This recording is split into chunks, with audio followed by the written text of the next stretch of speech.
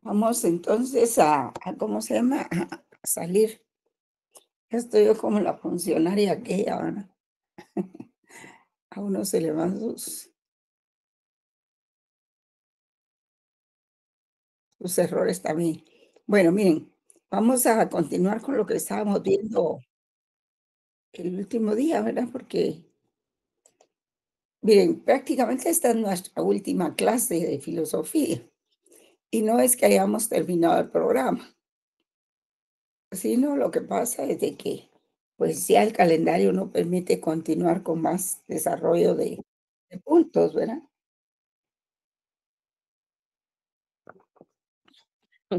Toda perdón,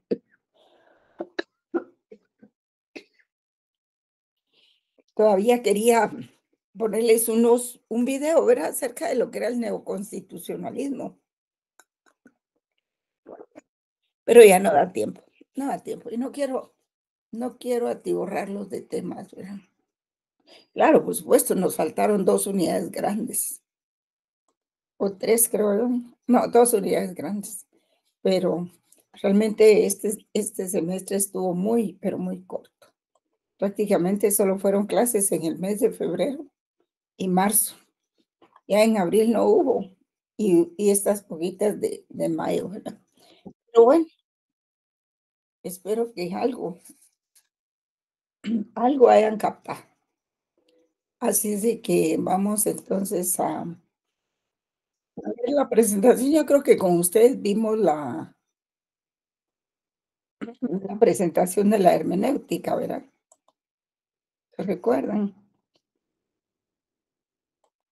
Sí, licenciada, esa vimos, pero creo que no la terminó, no No la se dio toda terminó, ¿verdad? completa. Ujú, Ah, solo una parte. muy bien, gracias.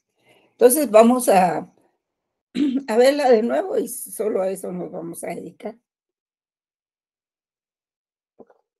porque el neoconstitucionalismo no está, no da tiempo. Y no, ya están los exámenes y todo, y no voy a incluir esos puntos, así es de que vamos a quedarnos con esto.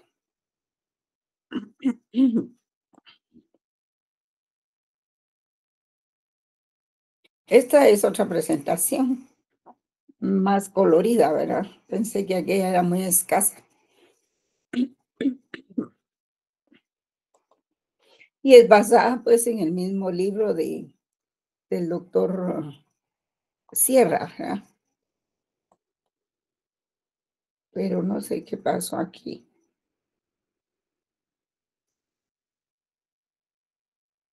Vamos a ver. Ahí está. Ahí estamos.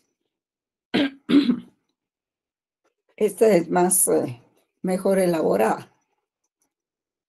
Así es de que vamos a tomar algunos aspectos del libro del magistrado Sierra y para explicar esto. Ya habíamos dicho que la hermenéutica jurídica pues era una disciplina científica por objeto el estudio y la sistematización de los principios y métodos interpretativos. Yo diría que son principios y técnicas de interpretación, ¿verdad? Porque realmente la interpretación es una técnica. Y entonces, la interpretación, pues, es aplicación de la hermenéutica, y la hermenéutica es aplicación de la interpretación. Ya habíamos dicho que eso hace que sean sinónimos. Cuando uno puede hablar de hermenéutica o de interpretación, que es exactamente lo mismo.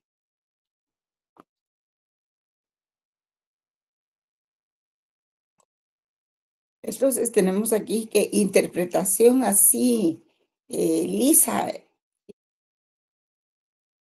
lisa y llana la interpretación, que no se refiere a ninguna rama del derecho, es solo eso que ven ustedes ahí, se puede definir así. Actividad cognitiva para determinar el significado, alcance y el valor de determinados actos o comportamientos, ¿verdad? Y eso es en todo. Ustedes pueden tomar un manual de un carro de interpretación que tienen que verlo, interpretarlo, y ver todas sus instrucciones, ¿verdad? Y eso se debe hacer también con la ley, pero eso es interpretación en general, no se van a confundir.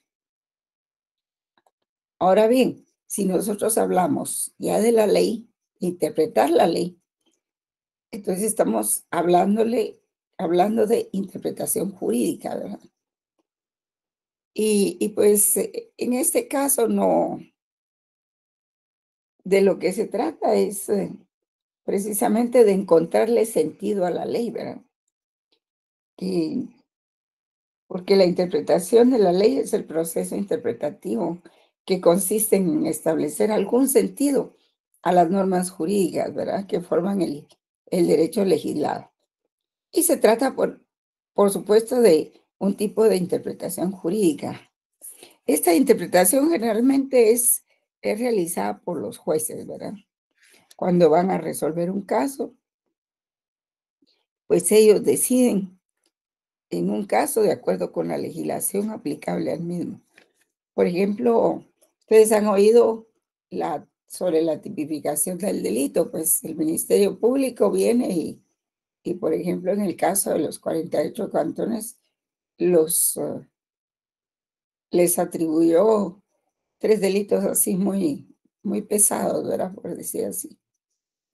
Y entonces el mensaje que dan, pues es que ya no se puede manifestar ni protestar porque todo es terrorismo, asociación ilícita, y ellos manejan la ley a su antojo, ¿verdad? Entonces,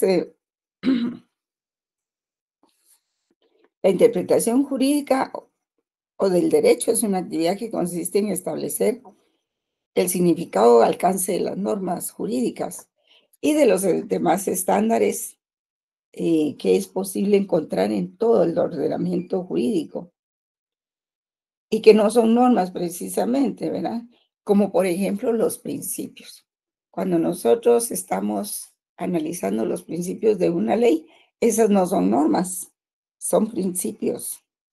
Entonces, hablar de interpretación del derecho, pues es igual a referirse a una actividad que comprende a todas las normas jurídicas y no únicamente a las normas legales que produce el organismo legislativo.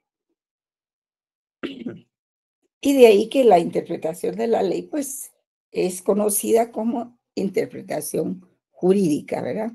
Ustedes saben que lo jurídico y lo legal tienen una diferencia. Lo jurídico es todo lo que es doctrinario, ¿verdad? Y lo legal, pues, es la ley. Entonces, esa interpretación puede ser privada, que es la que realizan los particulares, eh, y si son especialistas, pues se les denomina interpretación doctrinal, ¿verdad? Que fuesen doctores en derecho penal, por ejemplo. Entonces ellos ya hacen una interpretación doctrinal porque en sus estudios aportan doctrina y ellos son los jurisconsultos, ¿verdad? También hay otra que se llama judicial o auténtica, ¿verdad? Que es la que realizan los titulares de los órganos jurisdiccionales, como los tribunales. Eh, los juzgados también, los juzgadores que tienen como tarea llevar a cabo la aplicación del derecho al caso particular y concreto que tienen en su despacho, ¿verdad? Que les es presentado para su resolución y decisión, ¿verdad? Y entonces, también hay otra que se llama integración, ¿verdad? Entonces, cuando se interpreta algo, cuando hay un objeto de interpretación. En el caso del derecho, pues será la norma jurídica la que deba de ser interpretada.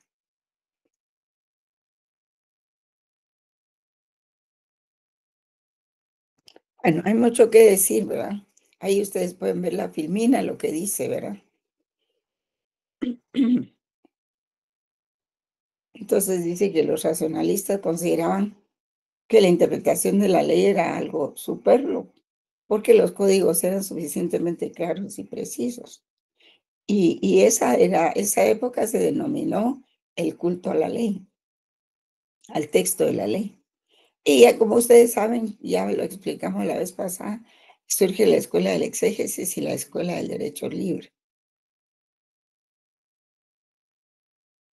La exégesis, pues, es el excesivo culto al texto de la ley y afirma que si el texto de la ley ya es insuficiente, pues debe investigarse entonces la intención del legislador. Entonces se le daba más importancia a lo que decía el legislador que lo que podía interpretar el propio juez.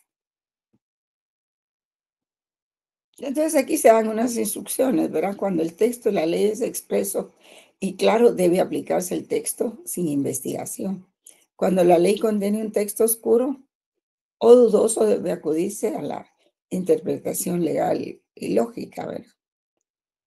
Y, y al no existir ley expresa, debe recurrirse a leyes análogas y principios generales del derecho. Ahí es donde va la interpretación de los principios generales del derecho. Entonces,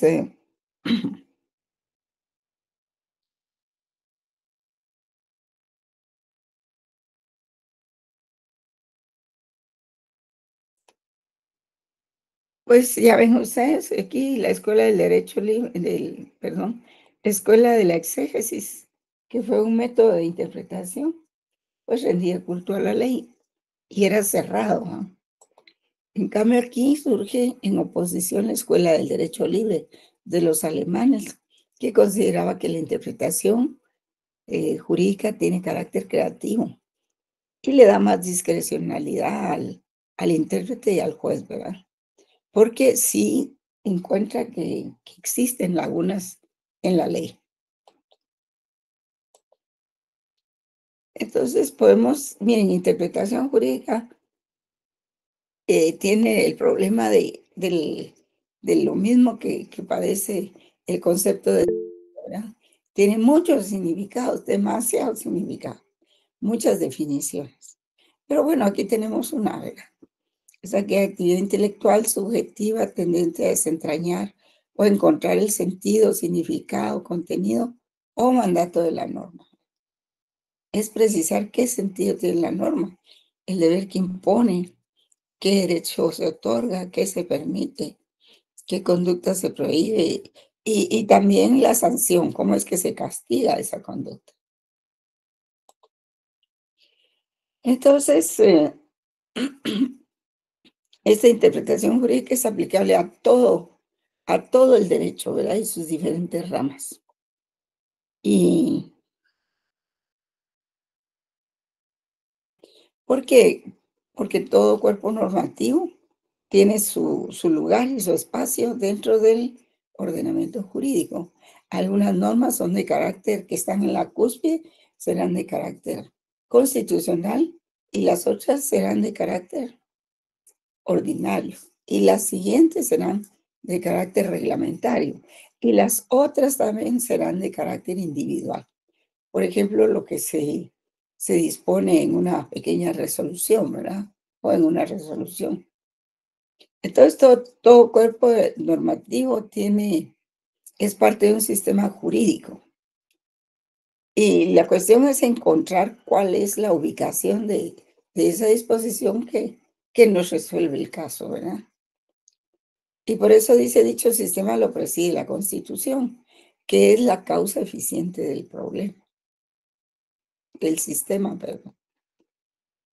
Entonces, hace mucho tiempo que se establecieron estos 4 métodos de investigación, de interpretación jurídica, ¿verdad? Yo le diría, más que métodos, sería técnicas.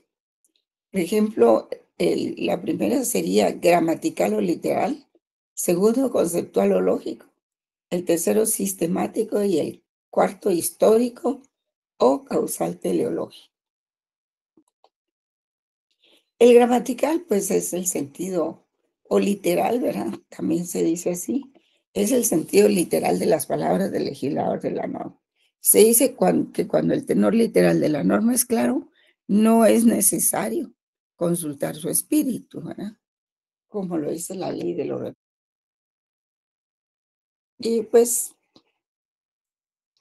si la norma no es muy clara, literalmente, Pues entonces hay que acudir al contexto, ¿verdad? En el momento en que se dictó la norma, el gobierno estaba eh, en vigencia en ese entonces, cuáles eran las circunstancias del país, ¿verdad? ¿Cuál era la maraña política, social y cultural del país? Y que, digamos, hay instituciones que se crearon en Guatemala, por ejemplo, hace 20 años.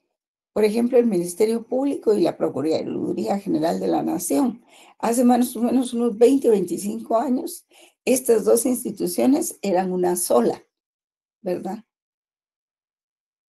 Pero después los estudiosos del derecho consideraron que no podía ser una sola o no podían estar en el mismo plano el abogado del Estado y el fiscal que perseguía delitos de los particulares, porque era mucho trabajo y era muy confuso.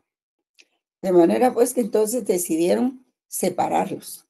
Uno es la Procuraduría General de la Nación y la otra es la Fiscalía General que ya se creó con carácter autónomo, ¿verdad?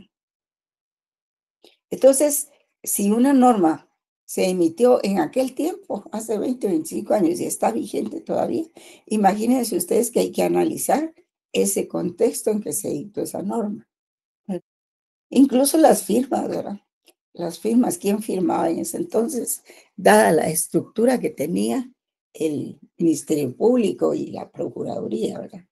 Entonces, atender al contexto y disposiciones constitucionales cuando hay que atender aspectos políticos, sociales, culturales, económicos, financieros o históricos, por la especial naturaleza de la regla, o cuando los vocablos del legislador pueden conducir a interpretaciones y resultados inexactos. Porque no es válida la interpretación literal si ésta vulnera preceptos constitucionales. Entonces no va a ingresar. Ah, no. Creí que querían ingresar algunos compañeros, pero no. No.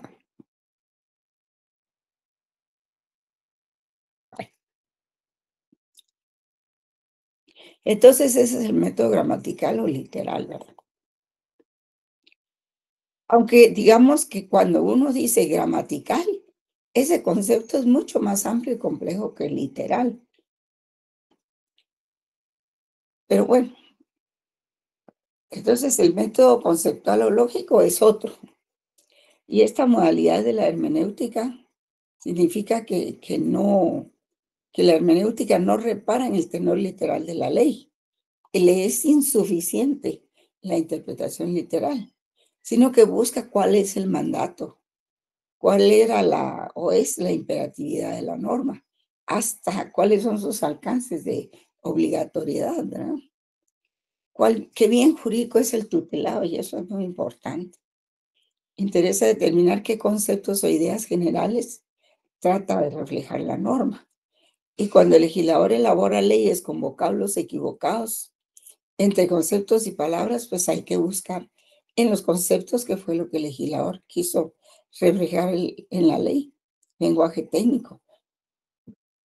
Acuérdense que el Congreso no siempre ha tenido, digamos, asesores que le den una luz en cuanto a la redacción de la ley. A veces lo tienen en abundancia, ¿verdad? A veces tienen pocos.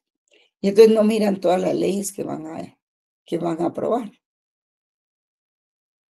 Entonces ahí sí hay que, el conceptual o lógico, pues sí, sí busca cuál es la imperatividad de la ley, es decir, a quiénes tenía que imponerse la ley, cuál es el mandato, qué bien jurídico es el tutelado. Ahora tenemos aquí el método sistemático y consiste en que para encontrar en forma precisa el contenido de una norma hay que interrelacionarla con los demás preceptos de la ley, incluso con reglas de otros textos constitucionales. Y esto es lo que se llama integración de la ley. Y parte de la idea de que todo conjunto, por estar integrado por elementos diversos, es un sistema. Sí, miren, todos los ordenamientos legales del mundo son sistemas jurídicos. ¿Por qué? Porque están encabezados por unas normas generales. En Guatemala tenemos no solo la Constitución, sino también tenemos otras leyes de carácter constitucional. Por ejemplo, la ley electoral y de partidos políticos, la de ley miento, la ley, ¿qué otras leyes tenemos, jóvenes? La ley de amparo y exhibición personal. Importante. La ley de amparo y de constitucionalidad, de habeas corpus y de constitucionalidad. O sea, esas leyes están equiparadas a la categoría de la Constitución, ¿verdad? También la ley de orden público, licenciada, la ley También la vía. electoral y de partidos políticos también. Ajá, sí. La ley de orden público que me parece, ¿verdad? Es una herencia, creo yo que desde el tiempo de Justo Urbino Barrios. Y era porque él era promilitar, ¿verdad? Entonces él quería mantener el control de toda la sociedad. Así es de que, y pues para algunos les sirve y la mantienen, ¿verdad? Porque manipulan la ley. Y entonces el texto constituye un sistema normativo en relación con cada uno de los preceptos de cada ley y con relación a las otras leyes, ¿verdad? Incluyendo el texto constitucional que todas integran un sistema normativo nacional. Aquí se inició un proceso de legislación, o sea, se revisaba todas las leyes que estaban vigentes y se estudiaba qué ley pues ya no cumplía con su cometido, ¿verdad? Creo que fue un trabajo gigantesco, pero no sé hasta dónde avanzaría y si tuvo sus resultados, ¿verdad? También otro método de interpretación es el método histórico o causal teleológico, que complementa al método sistemático que acabamos de ver. Y es por la concepción de que todo lo vinculado con una actividad humana tiene una causa final, ¿verdad? Lejos. Todo actuar del hombre tiene una explicación teleológica, un porqué y un para qué dentro del grupo social, ¿verdad? Por ejemplo, si nosotros buscamos el fin teleológico del derecho, ¿cuál sería, jóvenes? Del derecho en general, ¿verdad? Pues es mantener la paz, ¿verdad? Ese es el fin teleológico. Y entonces, la determinación de las circunstancias, factores y condicionantes de la realidad, ya sean estos históricos, coyunturales, regionales, sociales, etcétera, que influyeron en ese entonces en la emisión de la ley. ¿Y cuál fue la finalidad perseguida y para qué? Por ejemplo, Ubico emitió varias leyes, la ley de vagancia. Imagínense ustedes que nadie podía caminar por un camino de terracería por ahí, porque si lo encontraban le aplicaban lo que se llamaba la ley fuga, porque él tenía que pertenecer a una de las fincas de los terratenientes a como diera lugar, no podía ser una persona libre. Tenía que, al detenerlo, tenía que decir y presentar su credencial que les extendían y decir para quién trabajaba, dónde estaba el lugar y todo eso. Entonces, era una represión brutal, ¿verdad? Y esa ley de Ubico, la ley de vagancia, pues impactó mucho al campesinado, ¿verdad? Que al final la gente de la área rural es la que más sufre, ¿verdad? De todas esas atrocidades. Entonces, al fin la eliminaron, ¿verdad? Por supuesto. En la Revolución de Octubre de 1944 eliminaron todas esas leyes, porque eran como 3 o 4 que afectaban mucho la libertad de los campesinos.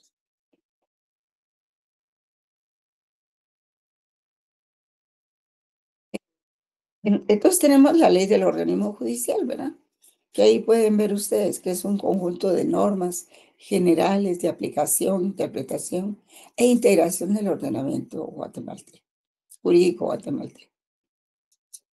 Determina que la interpretación debe hacerse conforme al contexto y a las disposiciones constitucionales, en alusión al método sistemático. También tiene que hacerse a la finalidad del espíritu de la meta, también a la historia. Por ejemplo, ahorita que yo les estoy hablando de Jorge Rico, pues es una interpretación histórica, ¿verdad?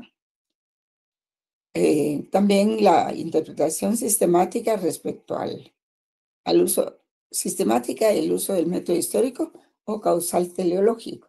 O sea, la causa que está más allá de, en las literales A y B del artículo 10 de la ley del organismo judicial.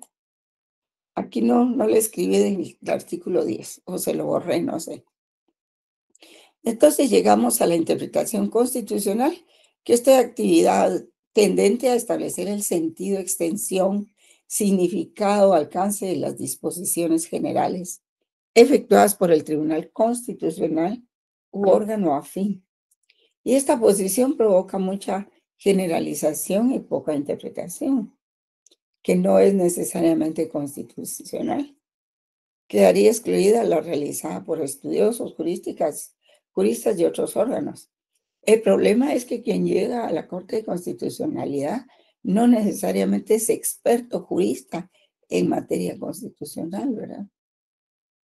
Y dicen por ahí las malas lenguas y los videos, ¿verdad?, de que han estado a punto de derogar, esta Corte a punto de derogar la propia Constitución, ¿verdad? Es increíble. Entonces, por eso esta interpretación constitucional se vuelve excesivamente general, muy laxa, ¿verdad?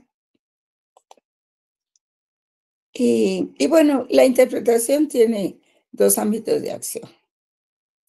En cuanto a los sujetos que interpretan, tiene dos órdenes o especies de resultados interpretativos. Uno, del Tribunal Constitucional con suficiente fuerza vinculante. Y el otro, que al ser efectuado por quienes carecen de facultad jurídica oficial respectiva, el resultado no tiene fuerza vinculante o de autoridad alguna. Por ejemplo, si un ministro le dice a su asesor jurídico, le dice, mire, Eli, quiero que me haga un dictamen acerca de la constitucionalidad o inconstitucionalidad de este reglamento que vamos a emitir para tal cosa, ¿verdad? Entonces, la fuerza vinculante es la de la Constitución, la del Tribunal Constitucional, que en nuestro caso es la Corte de Constitucionalidad. Ahora, la hecha por un asesor jurídico no tiene vinculación, ¿verdad? Luego, entonces, servirá solo para el ministro o la autoridad inmediata que la haya solicitado. Pero en ningún momento está obligado a acatar ese dictamen. Los dictámenes son consejos, ¿verdad?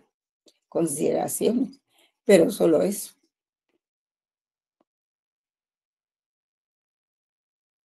No son obligatorios. Entonces, ¿dónde estamos? Aquí.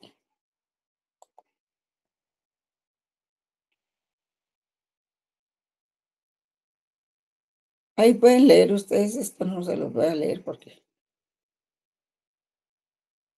Por eso se habla de una interpretación de la Constitución y una desde la Constitución. Ambas son válidas, pero no son vinculantes, ¿verdad?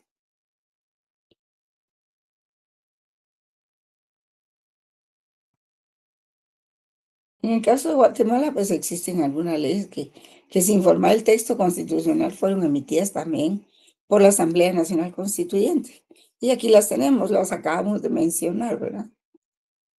Poseen rango constitucional como la ley de amparo, exhibición personal y constitucionalidad, la ley de orden público, la ley de libre emisión del pensamiento y la ley electoral y de partidos políticos, que se abrevia LEP, ¿verdad? Entonces, la interpretación constitucional como modalidad en la interpretación jurídica debe abarcar la efectuada sobre disposiciones con rango constitucional. De eso se trata. Y... Licenciada, perdón, una consulta. Sí.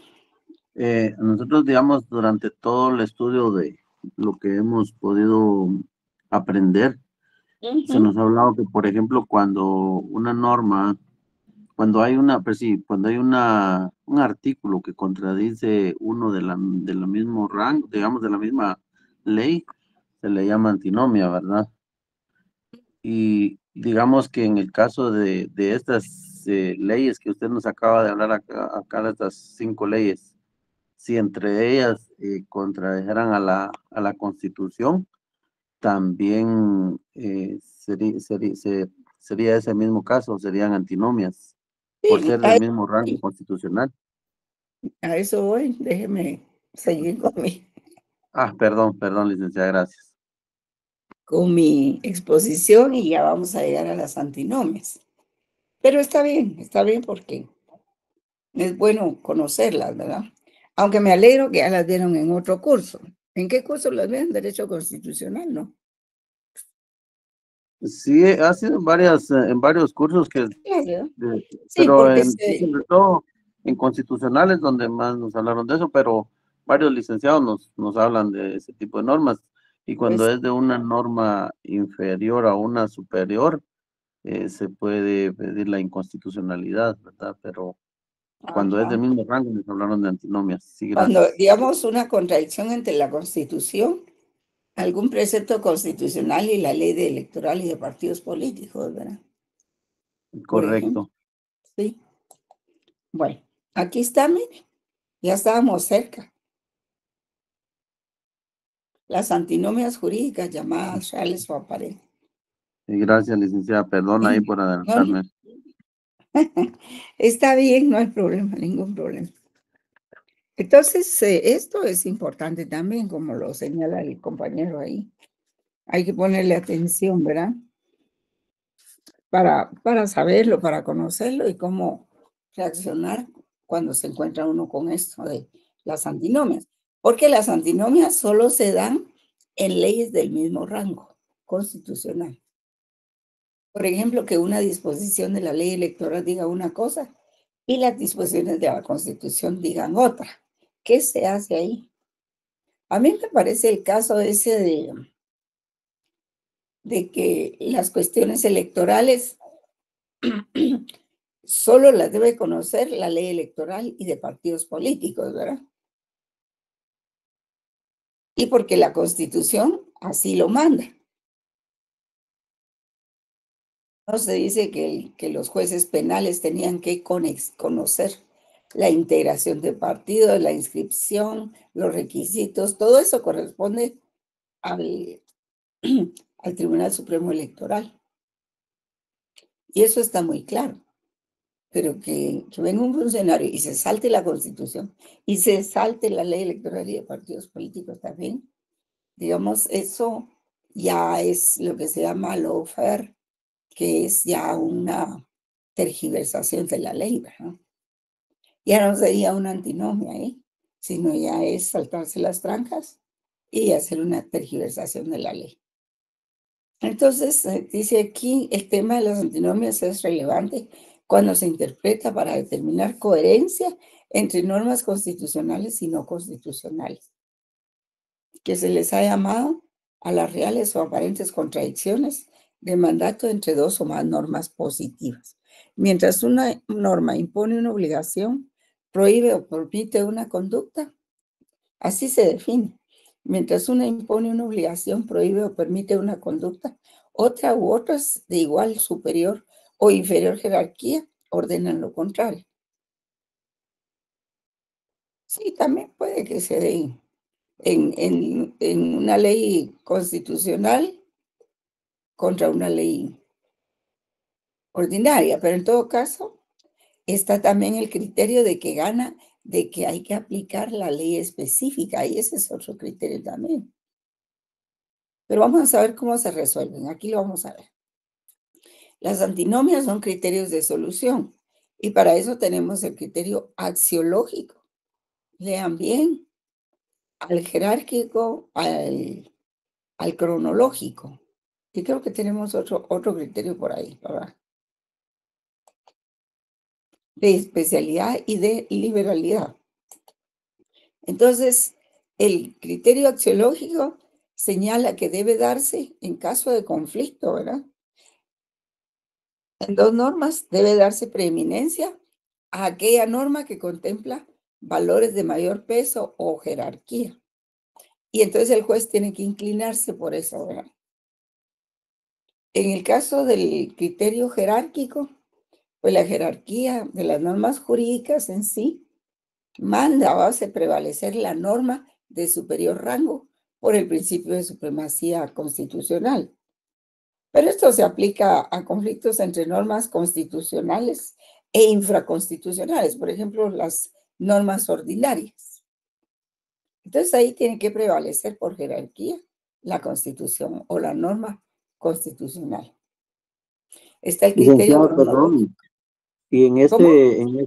en este caso que nos acaba de hablar usted de las normas del rango, perdón, del jerárquico, digamos, acá también nos dice usted que entran los conflictos entre normas constitucionales e infraconstitucionales. Y también pueden entrar aquí los tratados y convenios internacionales sobre derechos humanos que habla el artículo 46 de la Constitución, licenciada. Sí, pueden entrar, pero entonces ahí sí es clara la norma en que se deben proteger los derechos Los derechos humanos. humanos. Sí, Ok. sí. Pero digamos que sí, sí Precisamente aplica, digamos, ese tipo de de normativa. es en ese caso que usted está señalando que se aplique el artículo 44 de la Constitución, ¿verdad? Que en caso de conflicto entre un convenio internacional y una norma constitucional, prevalece el tratado internacional, no prevalece el derecho interno. Y eso lo vamos a ver en el otro curso, ¿verdad? ¿Por qué? ¿Por qué prevalece el tratado? Porque cuando vino el tratado y se firmó y luego se ratificó, hubo tiempo para que el Estado de Guatemala pudiera decir, no, yo presento reservas respecto a este artículo, este otro, esto. O no quiero ratificar el tratado, ¿verdad? Pero una vez que lo ratificó, que lo firmó y lo ratificó, ya no puede aplicar en esos casos el derecho interno. Prevalecen los tratados y convenios internacionales. Y aunque no sean de derechos humanos, ¿verdad? Siempre el derecho internacional prevalece ante el derecho nacional, precisamente porque para eso se le envió al Estado, para que examinara su constitución y si contradecía, pero eso antes de ratificarlo. Una vez que lo ratificó ya no se puede, ¿verdad? Y ahí se utiliza una institución del derecho internacional público que se llama reserva, en donde el país se reserva el derecho de no cumplir o no darle cumplimiento a ciertos artículos que le afectan, ¿verdad? Pero lo tiene que expresar en su momento. Si no, si En digamos, momento. si solo ratifica y después no puede decir, ah, miren, fíjense que no me conviene, no estoy de acuerdo. O sea, tiene que ser en el momento indicado. En el momento oportuno, ¿verdad? Ok, Sí, gracias, licenciada. sí. Y el cronológico que opera en antinomias entre normas ordinarias, cuando una de ellas no se derogó expresamente y por ello coexisten. Por eso es que últimamente, no sé desde hace cuánto, hay una disposición, creo que del Consejo Consultivo de la Presidencia, en el sentido de que cada ley no puede decir que se derogan las que se le opongan. Eso ya no es aceptable porque dentro del concierto de todas las leyes, ¿cuáles son las que se le opongan? Imagínense usted. Entonces, cada vez que se hace una ley, se tiene que decir taxativamente cuáles son las normas que se derogan con esa ley. Porque si no, resulta que es un relajo, ¿ah? ¿Cuál aplico? ¿Esta o la otra? ¿Verdad? Siempre va ¿En a ser qué es a incompatible? conveniencia. Tienen Siempre que va a ser a decirlo conveniencia. claramente. Sí, también, sí. Eso se da lugar a una inseguridad jurídica, ¿verdad? No certeza. Aquí hay otros criterios de solución, por ejemplo, para las antinomias. El de especialidad es una norma especial prevalece respecto de una norma general. Y miren, jóvenes, esto sí da lugar a problemas.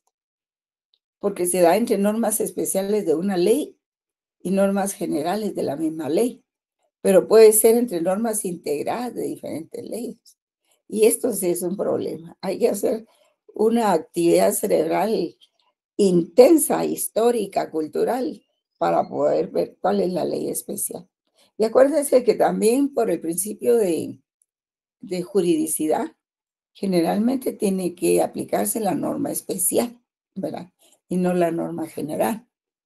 Damos los recursos de la administración pública, el recurso de revocatoria y el recurso de reposición tienen que regularse o resolverse en aplicación de la ley de lo contencioso administrativo en el Estado, ¿verdad?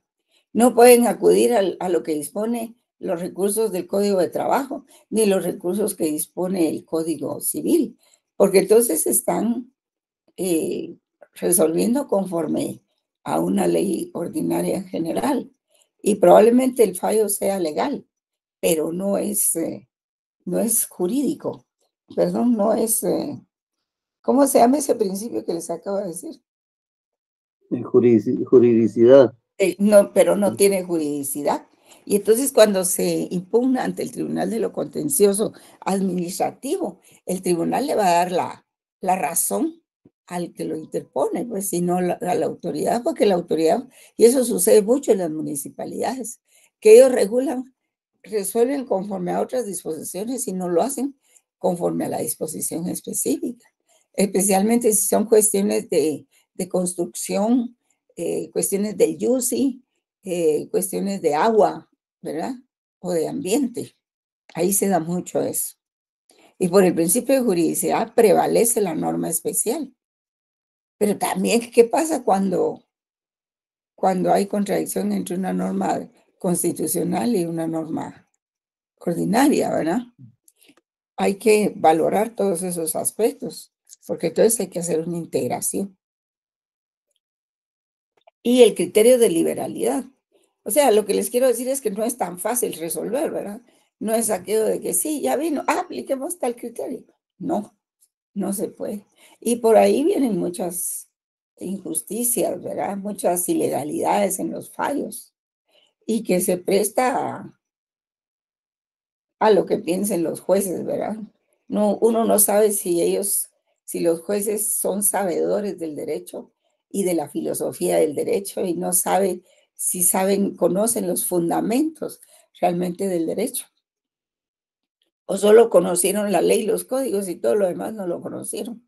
Por eso es importante la cátedra de filosofía del derecho. Y entonces está el de la liberalidad, ¿verdad? Entre una norma que fortalece, otorga y regula alguna libertad y otra que ordena una prohibición, debe optarse por aquella que consagra una libertad. ¿Por qué? Porque la libertad es un derecho humano. Por eso. Pues esos son los criterios de solución, ¿verdad? Dependen de los casos que se tengan. Pues Enrique Romero decía, interpretar una ley constitucional es lo mismo que interpretar una ley común. Lo que pasa es que en el caso de la constitucional se trata de la superley, ¿verdad?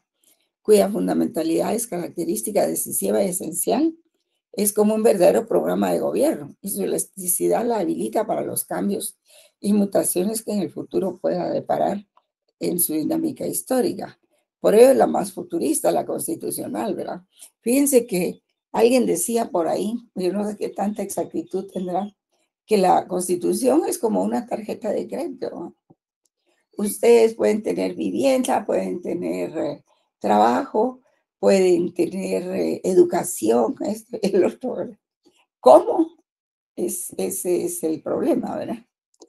Pero yo no estoy muy de acuerdo con eso, porque los derechos fundamentales siempre tienen que ir más allá de todo.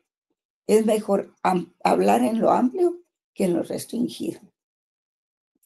Y el pueblo, pues, que se integra, la ley va dirigida a los hombres de a pie, pues, no a la gente que tiene millones y acumulados y todo eso, ¿verdad? Más que todo, pues es el hombre que trabaja, que tributa, que sostiene al Estado, ¿verdad? Es el sujeto y objeto de toda indagación política, ¿verdad? Bueno, vamos a seguir. Es como las sentencias que las tienen que escribir en un lenguaje claro. Incluso la Corte de Constitucionalidad, porque ese problema tiene. Cuando uno lee las sentencias de la CC, es un galimatías que no se entiende para nada. Si uno es abogado, pues tiene el privilegio de... Pero esas leyes, esas disposiciones, esas sentencias, tiene que entenderlas hasta el más sencillo, hasta el más inculto, tiene que entenderlas. Pero realmente son unos enredos literarios, ¿verdad? Para decir algo que pues se podía decir más sencillamente. Entonces veamos aquí el principio de juridicidad del Estado. Impone la necesidad y deber de que los actos del Estado deben reposar en la ley formal, lo cual es condición básica del Estado constitucional. Vía la interpretación no puede llegarse a la perversión constitucional, porque el quebrantamiento de la Constitución es inadmisible. También su modificación está al margen de los procedimientos ordinarios más rigurosos. Entonces, la función de los jueces no es la de ser creadores del derecho. Ellos no pueden crear derecho. Ellos pueden interpretar el derecho y pueden integrarlo, pero no, su papel no es de creadores de la norma. Eso los deben entender todos los jueces. Y entonces hay otros criterios de interpretación jurídica. Ahora está la interpretación legislativa, que es la efectuada por la Asamblea o Congreso por medio de leyes ordinarias e interpretativas. Esa se otorga en el artículo 157 de la Constitución Política, ¿verdad? Y la potestad legislativa está en el artículo 171, letra A también de la Constitución, que se complementa con la facultad del presidente de la República de sancionar y promulgar leyes. Es el principio básico del sistema democrático, pero no puede entorpecer el presidente al organismo legislativo, salvo que haya una causa muy justificada. Esa es la interpretación legislativa. La interpretación judicial, pues la efectúan los tribunales ordinarios, ¿verdad? Los tribunales de jurisdicción ordinaria contenían sentencias y resoluciones que vayan emitiendo, ¿verdad? Otro criterio es la interpretación administrativa efectuada por los órganos de la administración pública, que se concreta en reglamentos, decretos, circulares, instrucciones y resoluciones elaboradas por el Poder Ejecutivo. Sí, porque cuando se emite una ley, generalmente se emiten reglamentos para su aplicación. Eso sirve para... Esta interpretación administrativa se efectúa por los órganos administrativos del Estado, ¿verdad? Que se concreta en eso, en reglamentos. Por ejemplo, en la Contraloría, ustedes ven que emite a cada rato circulares, pero a veces también la Contraloría comete el error de querer legislar a través de circulares, y entonces se inventan procedimientos que no están contemplados en la ley. Y ahí es donde entramos los abogados y les decimos que no pueden ir más allá de la Constitución. No puede un reglamento normar algo que la ley ordinaria no lo hizo, ¿verdad?